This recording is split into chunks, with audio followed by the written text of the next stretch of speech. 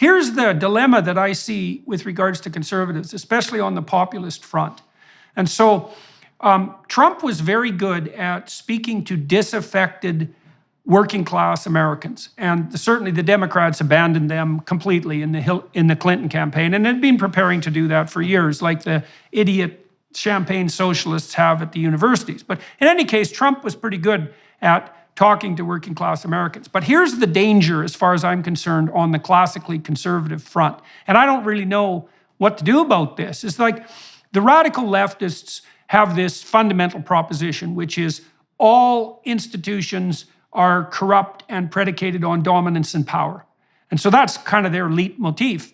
But now you have people like Trump who come in as outsiders and say, on the populist front, hey, everyone on the right, on the conservative side, working class side, let's say now, all your institutions are corrupt and basically predicated on, dominance and power. And I think, well, this is a big problem, because the conservatives are objecting to the corruption of the institutions in the manner that you just described. They're captured by the woke ideology. But the underlying message to people is kind of the same, which is our fundamental institutions can no longer be trusted. And the problem with beating that drum on the conservative side, as far as I can tell, is that you add fuel to the fire on the left side. And so then you're in the position, and we can talk about the role of the humanities and education there, you're in the position of asking yourself, well, if you are a conservative and you're traditionally based, but you believe that the institutions have been corrupt, how the hell can you plot a pathway forward without falling prey to exaggeration of exactly the concerns that the radical leftists are putting forward? Because they say the same thing. The institutions can't be trusted. It's like the spirit of the institutions can be trusted. I would maybe differ just in two regards. One is, I think they used to say the institutions can't be trusted, but it was the left that egged on the Russian collusion hoax, the laptop hoax, the Ping and the Alpha Bank hoax. And it was the left who said that James Clapper, who lied under oath once, and John Brennan, who lied under oath twice, and James Comey, who feigned amnesia 245 times under oath, and Andrew McCabe, who lied 4 times under oath, and Anthony Fauci, whose latest interrogatory was just a mishmash of I can't remember, I don't recall. And they are all iconic in the left. So the left has basically said, these institutions got so unwieldy, and 2 million people working for the federal government, and the regulators who were not elected alone had the expertise of this huge Byzantine complex, because elected officials come and go, but the EPA guy is always there, and he knows every judge, jury, executioner, legislative, judicial, executive power, all in one person mode of operating, that the conservatives said, we've got to break this up. We've got to take the FBI office and put it in Kansas City. We've got to cut 10% of the workforce. We've got to make sure that HHS, it shouldn't even be in Washington. We've got to get rid of the Department of Energy. I remember Mr. Perry, the Texas governor, said, I'm going to get rid of 3 agencies. Unfortunately, he couldn't remember which ones they were on the debate stage.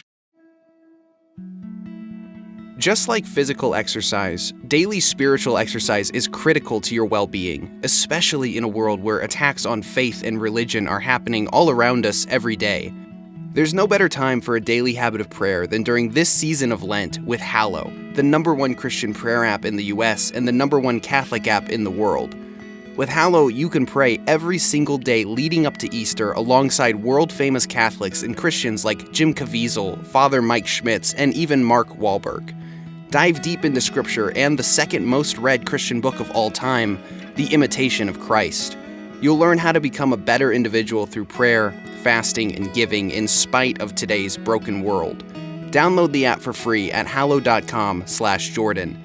Set prayer reminders, invite others to pray with you, and track your progress along the way. Get an exclusive 3-month free trial at hallow.com/Jordan. That's hallow.com/Jordan. But that's what conservatives were doing. But the left is saying, well, just as you have lost confidence because they're over-regulatory and they're intrusive and they are anti-constitutional and they go after the individual, we find them now for the first time quite attractive because in our Davos agenda or our Great Reset agenda, whether it's mandating green energy or mandating equity or mandating vaccinations, we find these institutions suddenly, for the first time in our lives, very, very attractive. And so they've inherited them and adopted them now. And it's uncanny to watch. All right, so it is uncanny to watch. I mean, one of the most miraculous things I've seen in my lifetime is the insistence by people on the left side of the spectrum that pharmaceutical companies can be trusted. So that's just like, everything is absolutely upside down when that happens. Okay, but you're pulling out something that's very paradoxical, because on the one hand, we've already established the case that this fundamental critique that's emerged from the universities is a critique of institutional reliability. And the basic doctrine is one of power, is that all institutions are predicated on the expression of arbitrary power, and they can't be trusted, especially if you're not in the power elite. But then you say there's a paradoxical side of that, which is that at the same time, the same people, at least with regards to their political and philosophical orientation, are increasingly willing to utilize large-scale social institutions to put forward a given agenda. I suppose maybe the difference there is that the left is perfectly willing to trust large-scale institutions if the institutions operate under the rubric of their ideological theory. Absolutely. So you could make that case. They get rid of all this, yeah, absolutely. They get rid of all of the Sturm und Drang of discussion and the Congress. When they take the military over, they worship the chain of command, because whether it's transgendered subsidized surgeries or women in combat units, they can effect social change in an authoritarian chain of command fiat. So everything that makes these institutions skeptical or suspicious to the traditional supporters, that they've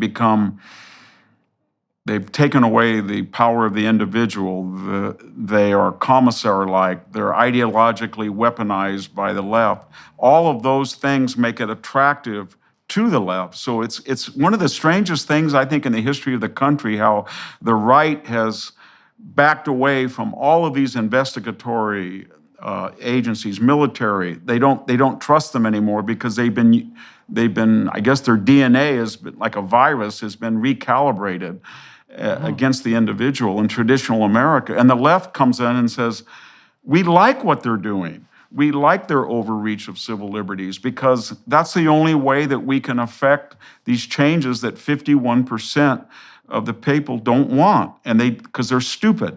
But when you control Silicon Valley and K through 12 and Hollywood, now the military and the FBI and the CIA and the DOJ, now we can finally enact change without public support. And so I don't know where it's all going to end, but the conservatives have backed off, and in that vacuum, the left has moved in.